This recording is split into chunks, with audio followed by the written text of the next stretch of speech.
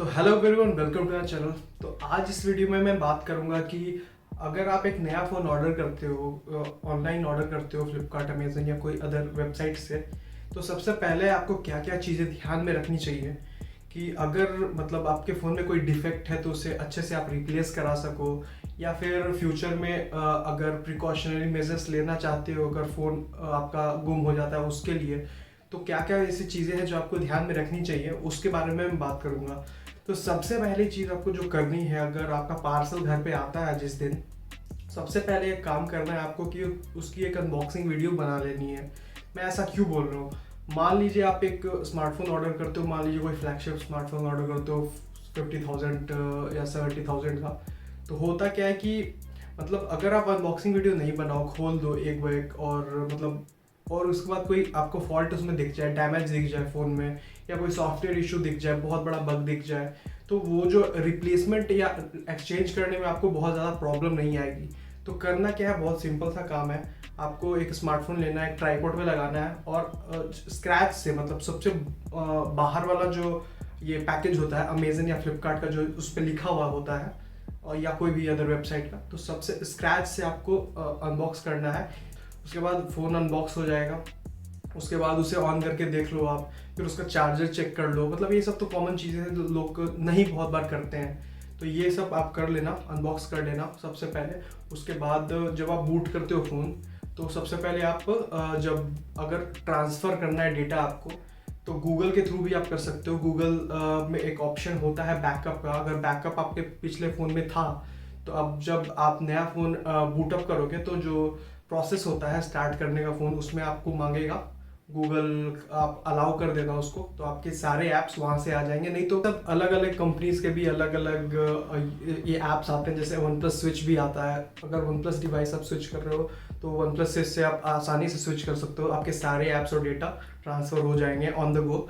तो ये एक ऑप्शन है आपके पास। उसके बाद क्या करना है, सबसे पहले तो अगर आप फ़ोन चेंज कर रहे हो, तो पुराने फ़ोन में एक व्हाट्सअप बैकअप ज़रूर बना लेना, क्योंकि आपके सारे चैट्स और सारे मैसेजेस आपके मतलब क्लाउड पे स्टोर हो जाएंगे, आपके ड्राइव पे।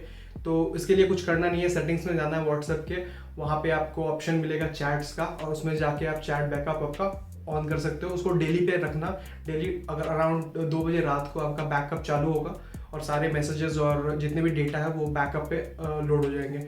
और जिस समय आप अगर एक्सचेंज कर रहे हो फ़ोन अपना, तो लास्ट टाइम जैसे आप मान लीजिए एक्सचेंज में फ़ोन खरीद रहे हो, तो जब कुरियर वाला, जब डिलीवरी बॉय आपके घर पे आएगा फ़ोन डिलीवर करने, उस समय एकदम एग्जैक्ट लास्ट टाइम पे आप अपना बैकअप बना लेना।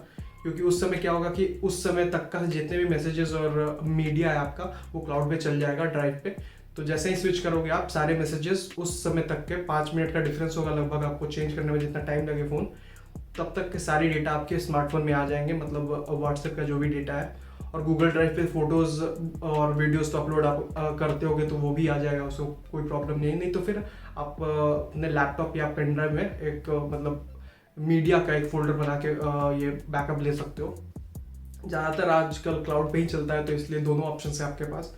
और उसके बाद एक बहुत ज़रूरी काम आता है, जिस समय आपका फ़ोन आया घर पे, उसके बाद अनबॉक्स किया आपने, वीडियो बना ली, वो तो काम हो गया। उसके बाद सबसे पहले आपको IMEI नंबर चेक करना है, जो फ़ोन आपको डिलीवर हुआ है, और जो बिल पे नंबर है।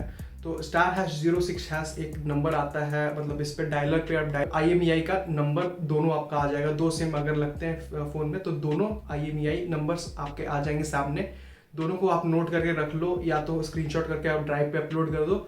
और उसके बाद एक बार मैच जरूर करवा लेना कि जो आपको जैसे फ्लिपकार्ट या अमेजन से किए हो आप फ़ोन ऑर्डर, तो उस पर जो IMEI लिखा है और आपको जो डिलीवर हुआ है वो सेम है कि नहीं, ये भी ज़रूर चेक कर लेना, क्योंकि कभी कभी मिसमैच हो सकता है, तो वो देख लेना आप। उसके बाद बात आती है आपके चार्जर और बाकी जो एसेसरीज होते हैं उसे चेक करने की।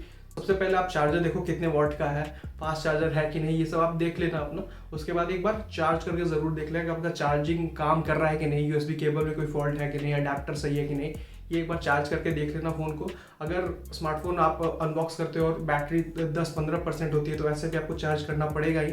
अगर 50% से कम है आपका चार्ज बैटरी में, अगर अनबॉक्स करते हो उस समय, तो रिकमेंडेड है कि आपको एक बार चार्ज कर लेना चाहिए, फिर आप फ़ोन यूज़ करना। उसके बाद आप चेक कर लेना कि अगर हेडफोन जैक है आपके स्मार्टफोन में, तो वो हेडफोन जैक का वर्किंग है कि नहीं, काम कर रहा है कि नहीं। कोई भी घर पे पड़ा हुआ ईयरफोन है उसे आप चेक कर लेना, उसमें लगा के सामने वाले को आवाज़ जा रही कि नहीं। उसके बाद जब आप फ़ोन सेटअप कर रहे होगे तो आपको ऑप्शंस आएंगे फिंगरप्रिंट स्कैनर सेट करने का, फिर पासवर्ड डालने का, या फिर फेस रिकॉग्निशन डालने का। तो मैं आपको प्रेफर करूँगा फेस अनलॉक आप रख सकते हो, बट सबसे अच्छा होता है फिंगरप्रिंट स्कैनर। फिंगरप्रिंट आप ज़रूर स्कैन करना, 1 या 2 फिंगर आप कर सकते हो, बट एक मतलब बहुत ज़्यादा रिलायबल नहीं होते हैं ये फेस स्कैनर्स। तो आप डाल सकते हो फेस अनलॉक, बट बहुत ज़्यादा रिलायबल नहीं है, इसलिए फिंगरप्रिंट स्कैनर या आप एक पिन कोड डाल के ज़रूर रखना। लेकिन फिंगरप्रिंट स्कैनर सबसे ज़्यादा रिलायबल है, तो इसलिए मैं बोल रहा हूँ आपको, आप फिंगरप्रिंट ज़रूर स्कैन करके रखना और उसी से अनलॉक करना। और फाइनली जब आपका फ़ोन रेडी टू यूज़ होता है, सब सारे सेटअप आपने कर लिए, जीमेल लॉगिन कर लिया, फिर वहाँ पे आप गूगल फ़ोटोज़ कर लेना, वहाँ से फ़ोटोज़ आपके डाउनलोड हो जाएंगे। ये सब काम करने के बाद आपको क्या करना है, गूगल फाइंड माई डिवाइस ज़रूर इंस्टॉल कर लेना, इसे अपने जीमेल से लॉगिन कर लेना। उससे क्या होगा कि आपका जब भी लोकेशन ऑन रहेगा तो आपका गूगल में वो डेटा आता रहेगा कि वो फ़ोन कहाँ कहाँ ट्रैवल किया, क्या किया। और अगर बाई चांस आपका फ़ोन लॉस्ट हो जाता है तो आप ट्रैक कर सकते हो उसका लास्ट लोकेशन, जब भी उसका लोकेशन ऑन था, तो वहाँ से ट्रैक करने में आसानी होती है अगर फ़ोन आपका गुम हो जाता है। तो आपको गूगल की सेटिंग्स में जाना है और सारे सिंक ऑन कर देना है जो जो आपको ज़रूरत पड़ते हैं, जैसे जीमेल हो गया, कैलेंडर हो गया, मीटिंग्स आती है आपको, वो सब कैलेंडर में सेव हो जाएगा। तो ये सब सिंक्स आप ऑन कर लेना। कॉन्टैक्ट्स तो बहुत ज़रूरी है, क्योंकि अगर कॉन्टैक्ट आप अपडेट करते हो हमेशा तो आपके कॉन्टैक्ट्स वहाँ पे सेव रहेंगे।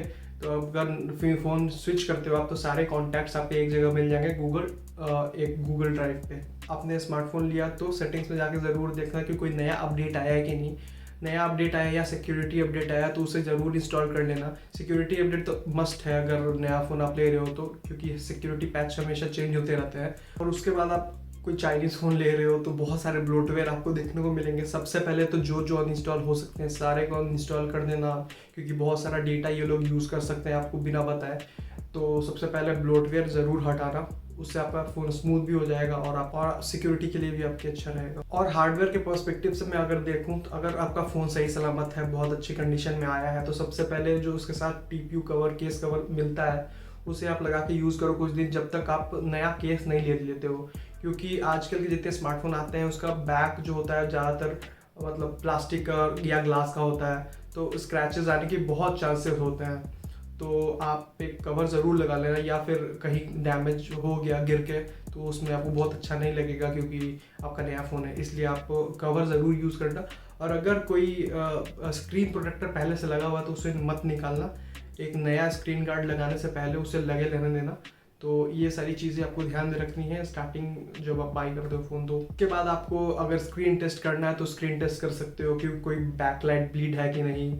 और फिर अपने स्पीकर्स आप चेक कर सकते हो कि दोनों स्पीकर्स, अगर स्टीरियो है स्पीकर्स तो दोनों स्पीकर से साउंड आ रही है कि नहीं। फिर आप कॉल लगा के देख लेना कि आपका माइक्रोफोन वर्किंग है कि नहीं। ये सब चीज़ें बहुत ज़रूरी है, क्योंकि अगर कुछ देर बाद आपको 5 दिन बाद पता चले और आपने कोई अनबॉक्सिंग वीडियो या कुछ नहीं बनाई है तो आपको एक मतलब थोड़ा प्रॉब्लम फेस करना पड़ सकता है। ऐसे तो रिप्लेस हो जाता है मोस्ट ऑफ द केसेस में, बट स्टिल आप ये सब प्रिकॉशन लोगे तो आप टेंशन फ्री रहो। उसके बाद आप कुछ दिन तक फ़ोन यूज़ करो, देखो कि कोई बैटरी ड्रेन हो रहा है कि नहीं, ओवर हीटिंग इश्यूज़ है कि नहीं, फिर गेम खेलने में बहुत ज़्यादा हीट हो जा रहा है। ये सब चीज़ें आप ऑब्जर्व करो 2 से 3 दिन तक, क्योंकि कभी कभी क्या होता है कि बैटरी लाइफ आपका मतलब बहुत ज़्यादा ड्रेन हो रहा होता है। तो फॉल्टी यूनिट अगर आपको डिलीवर हो गया है तो वो आपको रिप्लेस एक्सचेंज करने में आसानी होगी। स्टार्टिंग के डेज में ही आप चेक कर लेना कि कोई कैमरा में इशू तो है नहीं, कि सब लेंस काम कर रहा है कि नहीं, ईयरफोन में आपका साउंड आ रहा है कि नहीं, वायरलेस ब्लूटूथ चेक कर लेना आप।